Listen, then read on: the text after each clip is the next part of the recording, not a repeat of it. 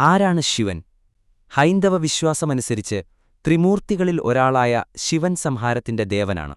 ഹിമവാന്റെ പുത്രിയായ ദേവി പാർവതിയാണ് ശിവഭഗവാന്റെ പത്നി. ദേവന്മാരുടെയും ദേവനായ ശിവന്റെ ശിരസിൽ ഗംഗാദേവിയും ചന്ദ്രക്കലയും സ്ഥിതി ചെയ്യുന്നു.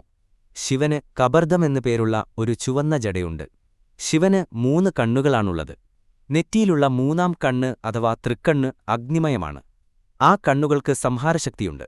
ശിവൻ തന്റെ പ്രധാന ആയുധമായ തൃശൂലം സദാ വഹിക്കുന്നു. നന്ദിയെന്ന വെളുത്ത കാളയാണ് ശിവഭഗവാന്റെ വാഹനം. ശിവന്റെ താണ്ഡവം സൃഷ്ടിയെയും നാശത്തെയും ഒരുപോലെ പ്രതിനിധീകരിക്കുന്നു. മറ്റു മൂർത്തികളിൽ നിന്നും വ്യത്യസ്തമായി പരമശിവന്റെ കഴുത്തിൽ ദിവ്യാഭരണങ്ങൾ കാണില്ല. മനുഷ്യതലയോടുകൾ കൊണ്ട് നിർമ്മിച്ച ഒരു മാലയാണ് ദേവന്റെ കണ്ഠത്തെ അലങ്കരിക്കുന്നത്. ശിവനുടുക്കുന്നത് പുലിത്തോലും പുതയ്ക്കുന്നത് ആനത്തോലുമാണ്. ശിവന്റെ സർവാംഗങ്ങളിലും പാമ്പുകൾ ആഭരണമായി ശോഭിക്കുന്നു.